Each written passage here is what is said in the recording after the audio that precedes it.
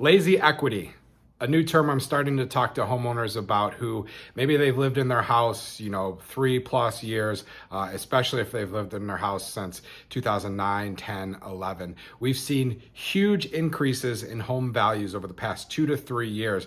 And a lot of people might have built up some equity that is sitting there, and just from house prices naturally rising, they've kind of built up this wealth and this equity. And there's a few different things, that you can do with that equity. Of course, you could just, leave it there, not do anything with it, and kind of just have the peace of mind knowing that, hey, what my house is worth and what I owe on it is drastically different, and do nothing with it, and that's perfectly fine. You may want to open up a HELOC loan, and there's many different things you can do with that HELOC loan. Again, you could just leave it there and kind of use it as a savings account or a safety net should you need to buy something, or just have it open, and again, have that peace of mind. Maybe you need to do some house renovations, or you want to do some house renovations.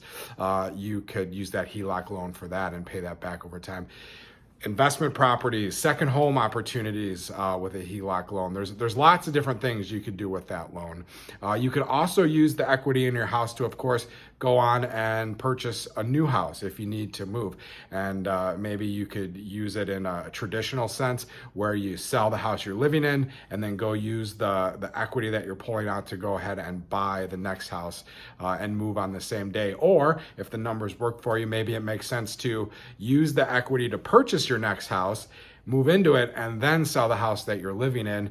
That way you don't have all that stress of moving on the same day and living out of suitcases for a couple days as you're moving out and moving in and all that stress. So a lot of different opportunities and things you can do with that lazy equity that's just kind of sitting there. And I'd be happy to talk to you about how much equity is in your house. Just reach out.